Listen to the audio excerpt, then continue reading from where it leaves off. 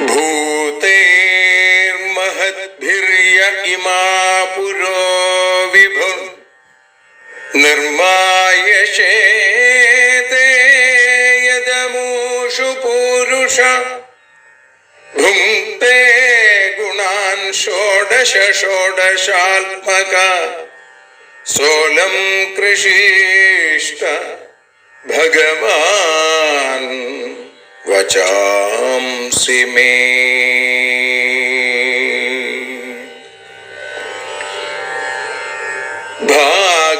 ഭാഗവതത്തെ അറിയാൻ ഈ ഭാഗവതത്തിൽ അലിയാൻ, ഭാഗവതത്തെ അറിയാൻ ശ്രീമദ് ഭാഗവതത്തിൽ അലിയാൻ, ലക്ഷ്യമതും മാത്രം ഹരിയിൽ ഭക്തിയുണർത്തും സംഗീതം ഹരിനാമലഹരി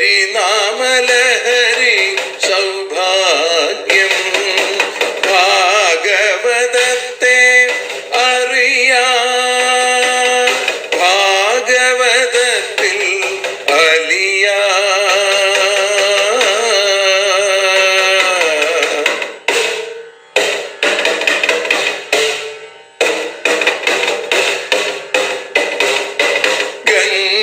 ഗംഗാപതിയുടെ പുത്രൻ സുന്ദര ഗണനായകനോ തുണ ചെയ്യൂ. ഗംഗാപതിയുടെ പുത്രൻ സുന്ദര ഗണനായകനോ തുണ ചെയ്യൂ. വീണയിൽ സംഗീത സാഗരം തീർക്കുന്ന വാണീദേവിയും കാക്കേണേ എന്നിൽ ഭാഗവത കഥ നിറയേണേ. ഭാഗവതത്തെ അറിയാൻ ഭാഗവതത്തിൽ അലിയാൻ.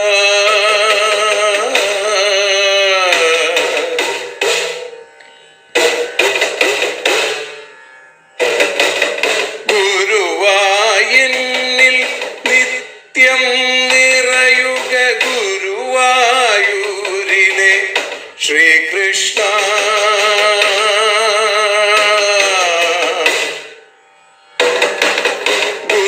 ഗുരുവായൂരിൽ നിത്യം നിറയുക ഗുരുവായൂരിലെ ശ്രീകൃഷ്ണ.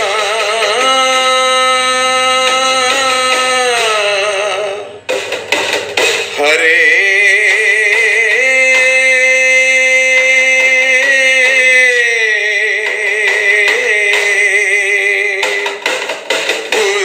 ഗുരുവായൂരിൽ നിത്യം നിറയുക ഗുരുവായൂരിലെ ശ്രീകൃഷ്ണ. കണ്ഠം തന്നിൽ ഗാനം നിറയാൻ കണ്ണാ നീ താൻ തുണയേകു. എന്നിൽ ഭാഗവത കഥ നിറയേണേ.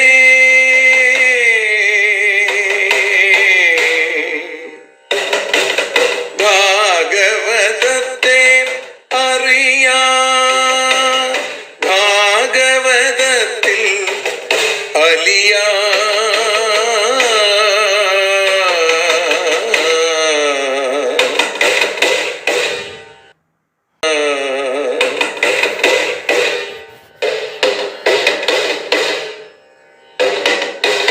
ആദ്യത്തെ ഗുരുവായൂരന്റെ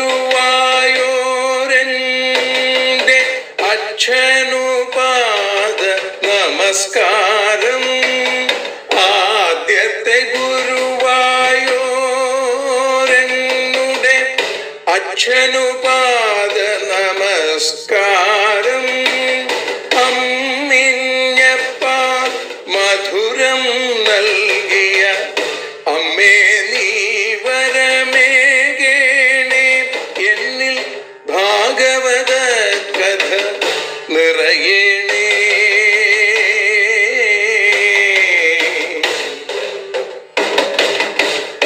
ഭാഗവതത്തെ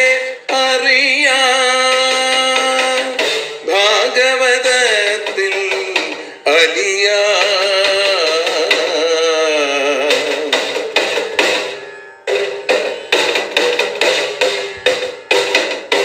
ശ്രീഹരി തന്നുടെ കഥകൾ നിറയും ശ്രീമദ് ഭാഗവത സ്മൃതിയിൽ.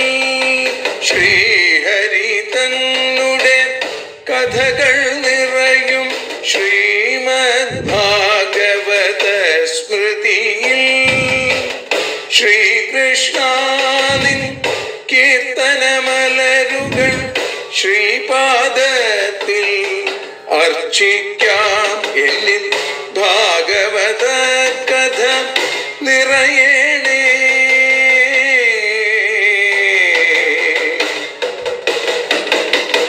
ഭാഗവതത്തെ അറിയാൻ, ഭാഗവതത്തിൽ അലിയാൻ. ലക്ഷ്യമതൊന്നു മാത്രം ഹരിയിൽ ലഹരിയുണർത്തും സംഗീതം. ഭക്തിയുണർത്തും സാഫല്യം. ഭക്തിയുണർത്തും സൗഭാഗ്യം. ഭാഗവതത്തെ അറിയാൻ,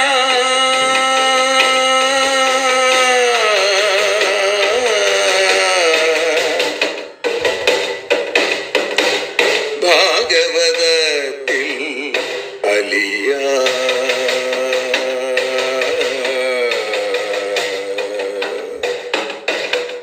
ഭാഗവതത്തിൽ അലിയാൻ.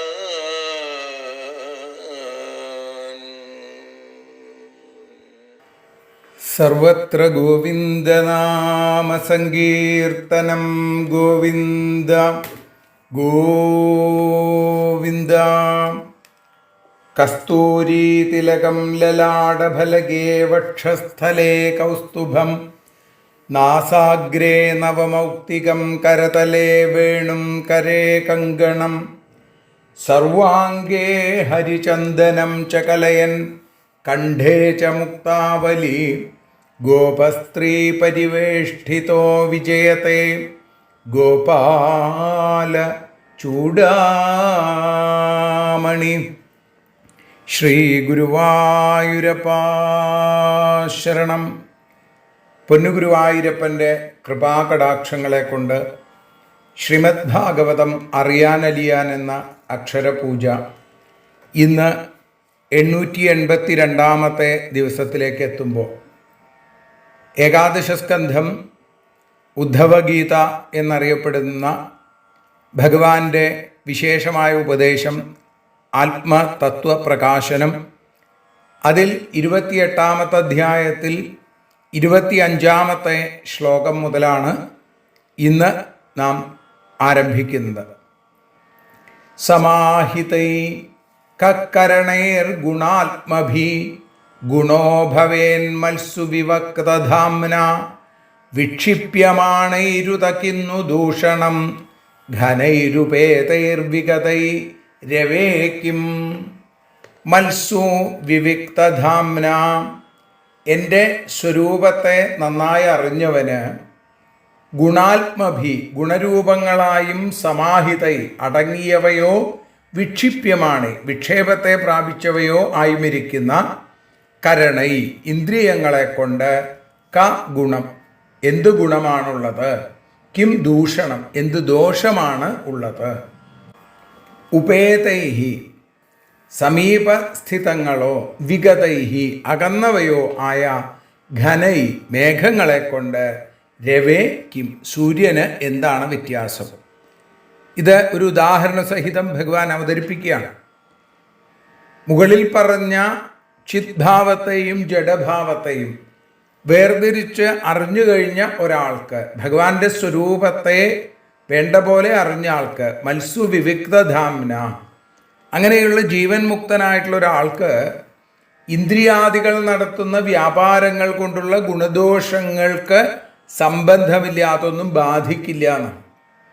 എല്ലാ ഇന്ദ്രിയങ്ങളെയും ഉള്ളിൽ അടക്കിയിരുന്നാലും വിഷയങ്ങളെ ആശ്രയിക്കാൻ, ആഗ്രഹിക്കാൻ പുറത്തേക്ക് ഇന്ദ്രിയങ്ങളെ വിട്ടുകൊണ്ടിരുന്നാലും എൻ്റെ സ്വരൂപത്തെ അറിഞ്ഞ ഒരാൾക്ക്, ജീവൻ മുക്തന്, എന്നിൽ തന്നെ ഇരിക്കുന്നവന്, സ്വയമേവ സന്തുഷ്ടനായ ആനന്ദാനുഭൂതിയിലേക്ക് എത്തിയിരിക്കുന്ന ഒരാൾക്ക് ഇന്ദ്രിയകൃതങ്ങളായ വ്യാപാരങ്ങൾ കൊണ്ടുള്ള ഗുണമോ ദോഷമോ അയാളെ ബാധിക്കില്ല.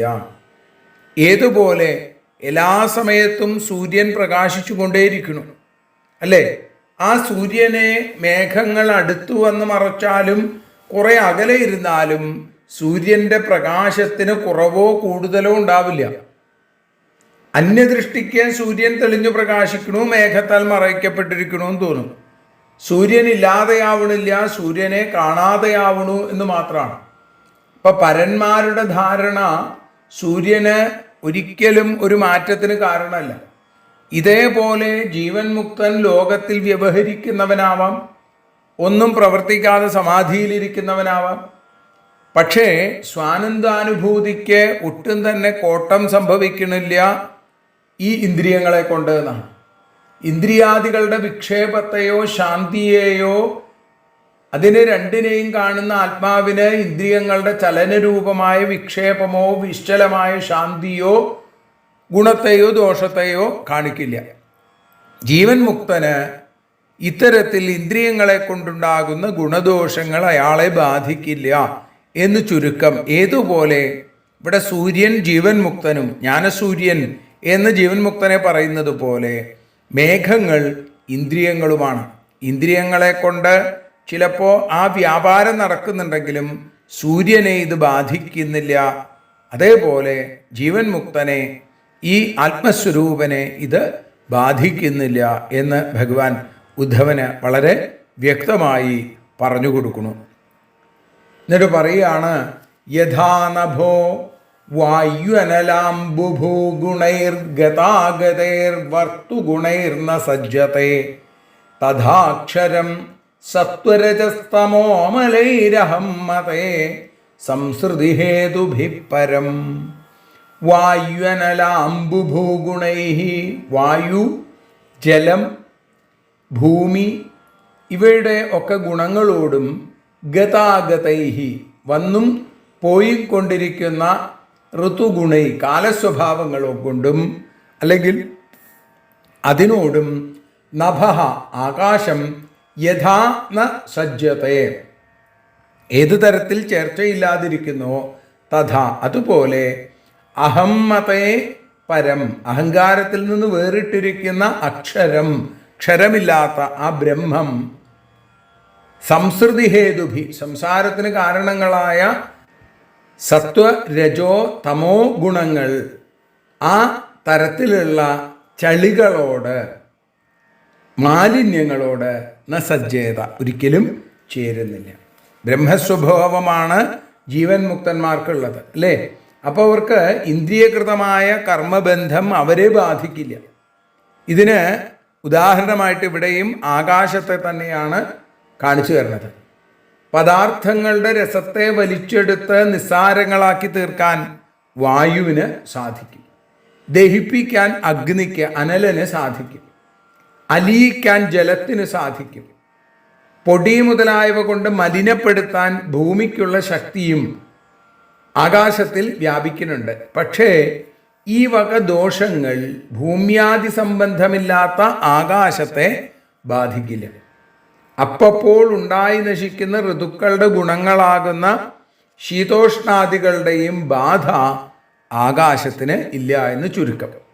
ഇതേപോലെ ദേഹാദികളിൽ ഞാനെന്നും അതുമായി ബന്ധപ്പെട്ടതൊക്കെ എൻ്റേതെന്നുമുള്ള ഈ അഹന്തയും മമതയും ആ അഭിമാനത്തിൽ നിന്ന് അകന്ന് അസംഗബ്രഹ്മസ്വരൂപമായിരിക്കുന്ന ജീവൻ മുക്തന് സത്വാദി ഗുണകാര്യങ്ങളായിരിക്കുന്ന ഇന്ദ്രിയങ്ങളുടെ പ്രവൃത്തികളിൽ നിന്നുണ്ടാകുന്ന പുണ്യ പാപ സ്വരൂപങ്ങളാകുന്ന മാലിന്യങ്ങൾ ആ ജീവൻ മുക്തനെ ബാധിക്കില്ല.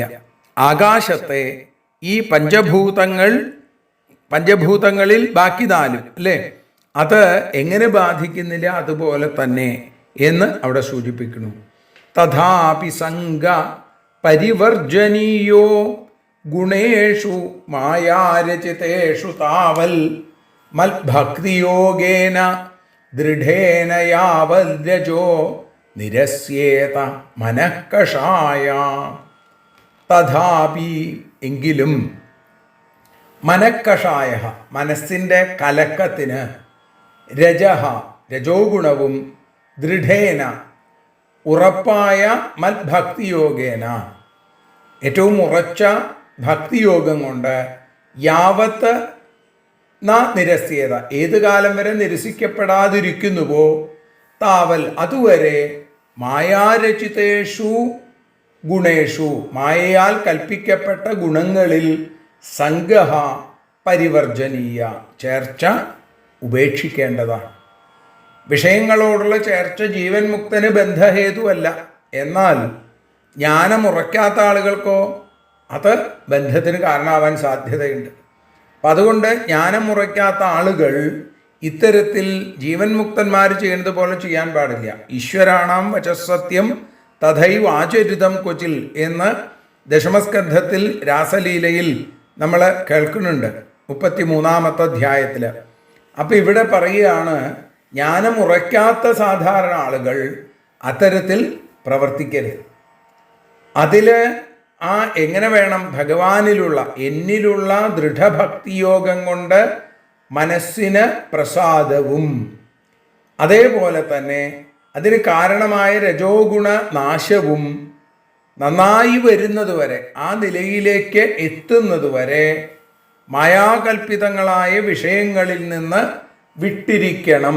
പരിവർജനീയ അതിനെ വർജിക്കുകയാണ് വേണ്ടത്. അല്ലെങ്കിൽ നമ്മളെ അത് പിടികൂടാൻ സാധ്യതയുണ്ട്. അതിൽ നിന്ന് അകന്നിരിക്കുകയാണ് വേണ്ടത്. കുറുമ്പനായ ഒരു കൊമ്പനാനയെ പോലെ അത് നമ്മളെ തുമ്പിക്കൈ കൊണ്ട് പിടിച്ചു വലിക്കും എന്ന് ഉറപ്പുണ്ടെങ്കിൽ എന്ത് വേണം? അതിനടുത്തേക്ക് പോവരുത്. അതിനെ എന്ത് ചെയ്യണം? വർജിക്കണം, അതിനെ ഉപേക്ഷിക്കണം.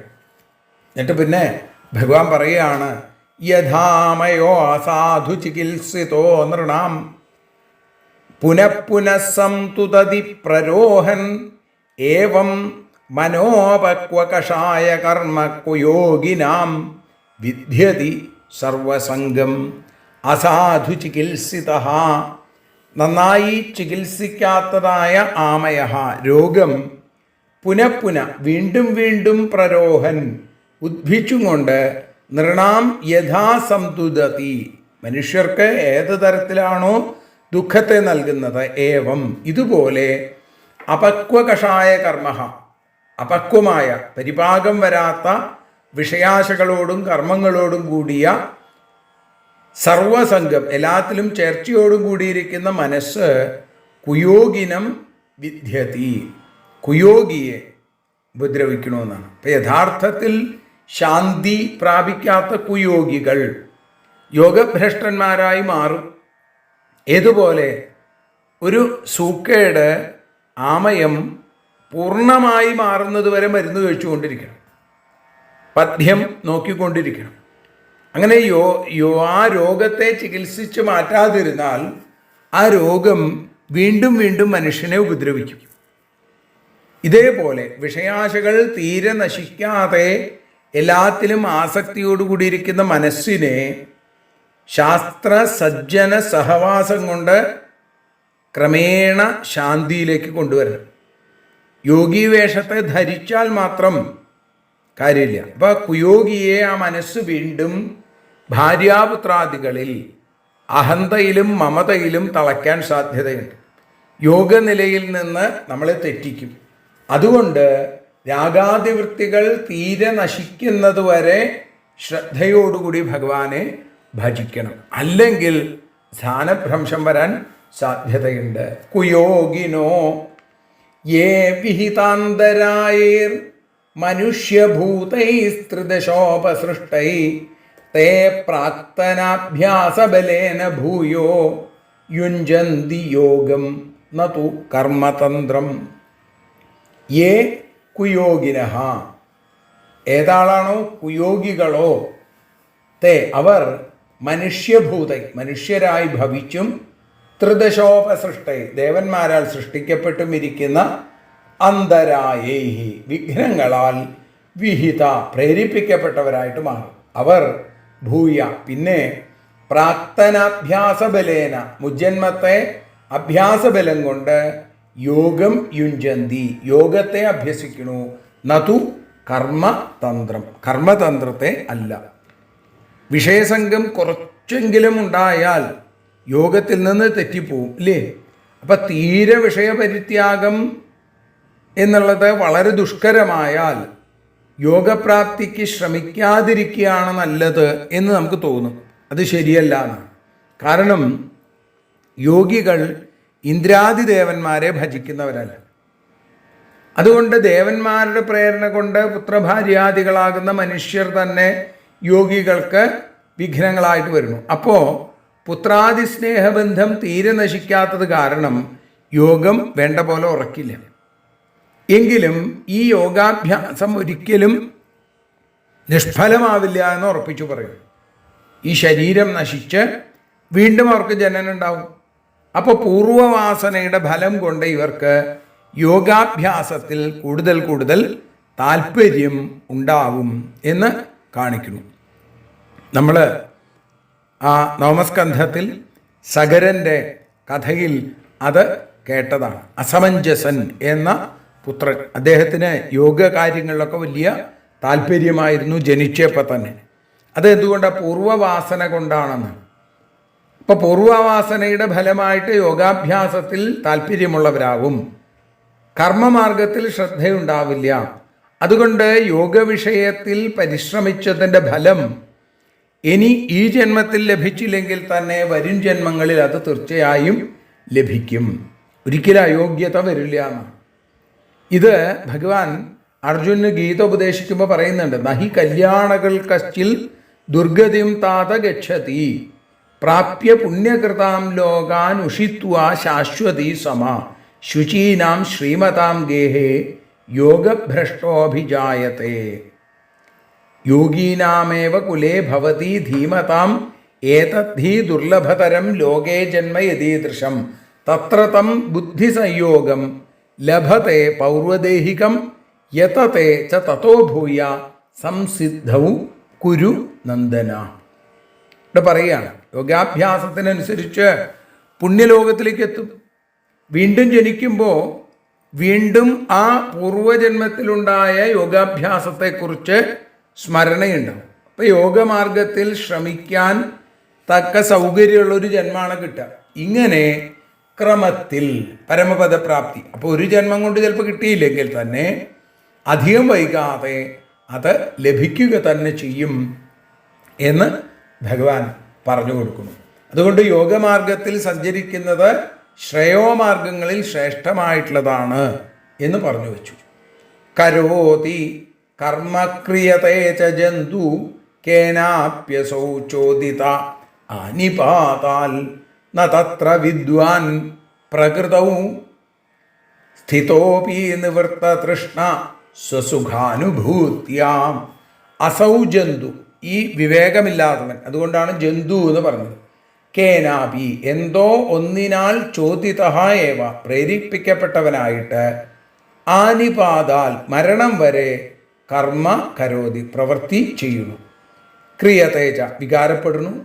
എന്നാൽ വിദ്വാൻ, അറിവുള്ളവനോ, പ്രകൃതവും സ്ഥിത അപി, പ്രകൃതിയിലിരിക്കുന്നവനാണെങ്കിലും സ്വസുഖാനുഭൂത്യ, ആ നിജാനന്ദാനുഭൂതി കൊണ്ട്, നിവൃത്തി തൃഷ്ണ, ആഗ്രഹമറ്റവനായി, തത്ര ന സജ്ജത്തെ, ആസക്തിയുള്ളവനായി തീരുന്നില്ല. അപ്പം ജ്ഞാനിക്കും അജ്ഞാനിക്കും കർമ്മമുണ്ടെങ്കിൽ രണ്ടുപേർക്കും സംസാരം ഉപേക്ഷിക്കാൻ കഴിയില്ലല്ലോ. അവർക്ക് തമ്മിൽ എന്താണ് വ്യത്യാസം എന്നുള്ളൊരു സംശയം ഉണ്ടാവാൻ സാധ്യതയുണ്ട്. അപ്പോൾ ഭഗവാൻ പറയുകയാണ്, വിവേകമില്ലാത്ത ഒരാൾ കർമ്മഫലങ്ങളിലുള്ള ആഗ്രഹം കൊണ്ട് പ്രേരിപ്പിച്ചിട്ട് മരണപര്യന്തം കർമ്മങ്ങൾ ചെയ്യും. ലാഭനഷ്ടങ്ങളിൽ, ലാഭത്തിൽ മോദവും നഷ്ടത്തിൽ ഖേദവും ഉണ്ടാവുന്നു. മനസ്സിന് എപ്പോഴും വികാരങ്ങൾ ഉണ്ടാവുന്നു. എന്നാൽ വിദ്വാനോ, വിദ്വാൻ കർമ്മം ചെയ്യുന്നില്ല. പ്രാരബ്ധം നശിക്കുന്നത് വരെ ദേഹം വ്യാപരിക്കുന്നതിന് പ്രകൃതി കാര്യങ്ങളിൽ ഇരിക്കുന്നു എന്ന് മാത്രമേ ഉള്ളൂ. അങ്ങനെയാണെങ്കിലും വിഷയങ്ങളിൽ ആശയില്ല. മോദത്തിലും ഖേദത്തിലും വികാരങ്ങൾ അയാൾക്ക് തോന്നണില്ല. നിജാനന്ദാനുഭവത്തിൽ എപ്പോഴും സന്തോഷത്തോടു കൂടി ഇരിക്കണം. അതുകൊണ്ട് അവിവേകി ദേഹത്തിൽ പരമാർത്ഥ ബുദ്ധിയോടും വിവേകി ആത്മാവിൽ പരമാർത്ഥ ബുദ്ധിയോടും കൂടി ഇരിക്കണം. അവിവേകി ദേഹമാണ് ശ്രേഷ്ഠമെന്ന് കരുതുമ്പോൾ വിവേകി അതിനകത്തിരിക്കുന്ന ചൈതന്യമായ ഈശ്വരനെയാണ് ശ്രേഷ്ഠമായിട്ട് കണക്കാക്കുന്നത്. അപ്പം അതുകൊണ്ട് ഇത്തരത്തിൽ പരമാർത്ഥ ബുദ്ധിയോടുകൂടി ഇരിക്കുന്നവനിൽ കർമ്മം ബാധിക്കില്ല. എന്നാൽ ദേഹാത്മബുദ്ധിയോടുകൂടി ഇരിക്കുന്നവനിൽ കർമ്മം ബാധിക്കുകയും ചെയ്യും. അതുകൊണ്ടാണ് പറഞ്ഞത് ജ്ഞാനിക്ക് പുനരുൽപ്പത്തി ഉണ്ടാവുന്നില്ല. പുനരഭിജനനം പുനരഭിമരണം എന്ന ആ തലം ഉണ്ടാവുന്നില്ല. അവിവേകിയോ? അവിവേകി സംസാര പാശത്തിൽ, ഈ കർമ്മപാശത്തിൽ ബന്ധിക്കപ്പെട്ടവനായി ജനന മരണ ക്ലേശങ്ങൾ, പുനരഭിജനനം പുനരഭിമരണം എന്നുള്ള ക്ലേശങ്ങളെ അനുഭവിക്കുന്നു. അതുകൊണ്ട് രണ്ടുപേരും കർമ്മം ചെയ്യുന്നു എന്നുണ്ടെങ്കിലും രണ്ടുപേരുടെയും കർമ്മത്തിലും ആ കർമ്മഗതിയിലും കർമ്മത്തിൻ്റെ ഫലത്തിലും വ്യത്യാസം ഉണ്ടാകുന്നു. അതുകൊണ്ട് ജ്ഞാനിക്കും അജ്ഞാനിക്കും കർമ്മമുണ്ടെങ്കിലും രണ്ടുപേർക്കും സംസാരം ഉപേക്ഷിക്കാൻ കഴിയില്ല എന്നുള്ള ശങ്ക തന്നെ തെറ്റാണ്. ജ്ഞാനിയെ സംസാര ദുഃഖം ബാധിക്കില്ല. ഏതുപോലെ എന്നാണെങ്കിൽ ചെരുപ്പിട്ട് നടക്കുന്ന ആൾക്ക് ആ മാർഗത്തിലുള്ള കല്ലും മുള്ളും ഒന്നും അയാളെ ബാധിക്കില്ല. ഇതുപോലെ ഈശ്വരനെ അറിഞ്ഞ ആളുകൾക്ക് ഒരിക്കലും കർമ്മബന്ധങ്ങൾ, കർമ്മം കൊണ്ടുണ്ടാകുന്ന ബന്ധനങ്ങൾ ഉണ്ടാവുകയില്ല എന്ന് തൻ്റെ പ്രിയപ്പെട്ട ഭക്തനായ ഉദ്ധവനോട് ഭഗവാൻ പറയുന്ന ആ 30ാമത്തെ ശ്ലോകത്തോടുകൂടി നമ്മൾ ഇന്ന് ഭഗവത് പാദങ്ങളിൽ സമർപ്പിക്കുകയാണ്. 31ാമത്തെ ശ്ലോകം മുതൽ നമുക്ക് നാളെ അനുസ്മരിക്കാം. സർവത്ര ഗോവിന്ദനാമ സങ്കീർത്തനം ഗോവിന്ദ ഗോവിന്ദ ഹരിയോം.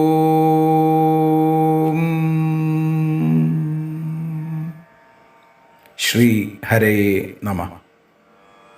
ആരതിയൊഴിയുന്നു ഞങ്ങൾ ആരതിയുണ്ടാവാഹരിപാദേ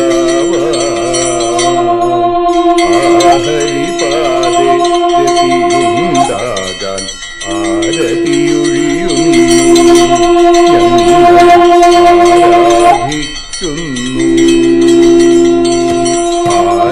ആരതിയൊഴിയുന്നു ഞങ്ങൾ ആരതിയുണ്ടാവാ ആഹരിപാദേ രതിയുണ്ടാകാൻ ആരതിയൊഴിയുന്നു ഞങ്ങൾ ആരാധിക്കുന്നു.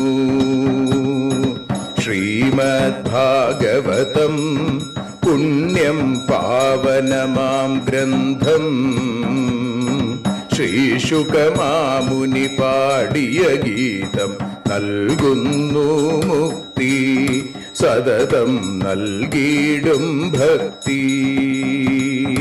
പാപികളെന്നാലും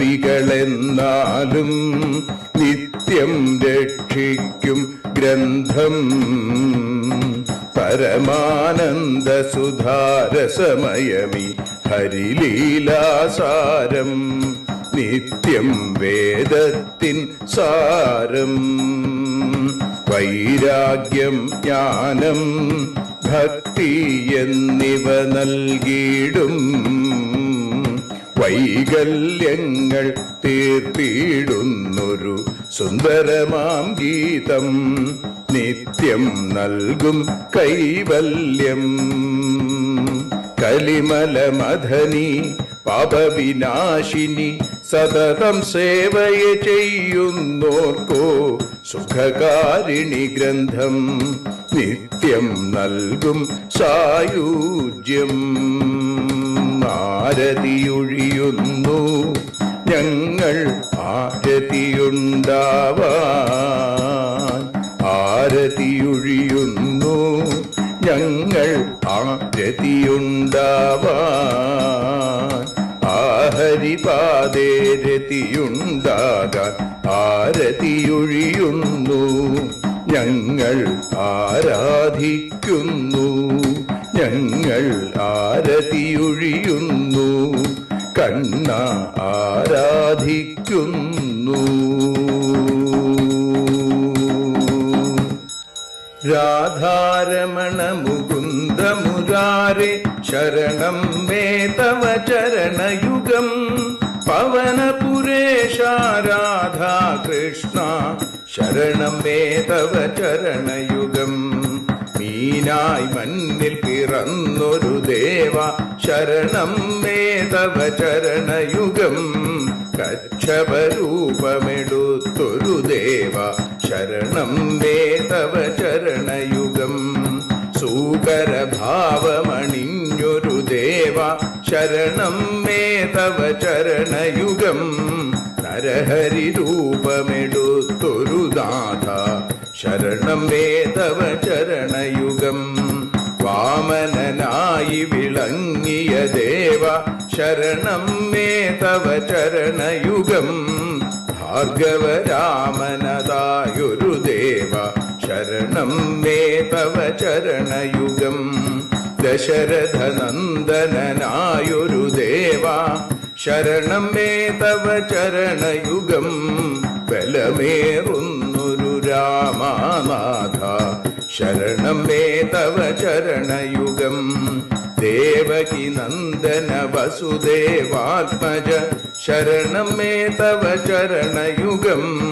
യശോദതനയാ സുന്ദര രൂപ ശരണം മേ തവ ചരണയുഗം.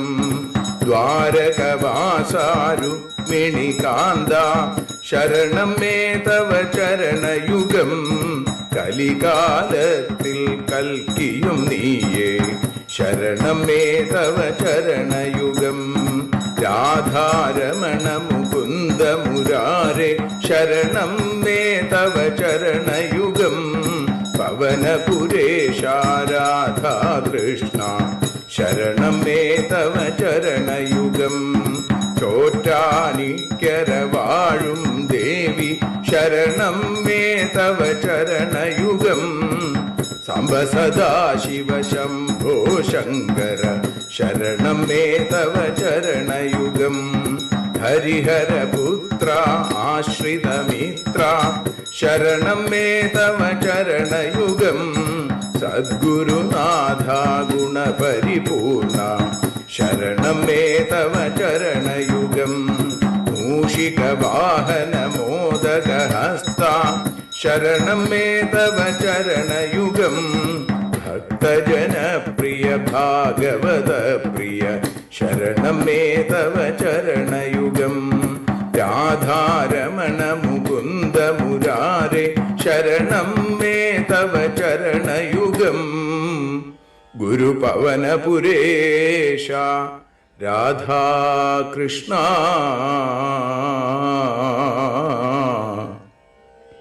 ശരണം മേ തവ ചരണയുഗം.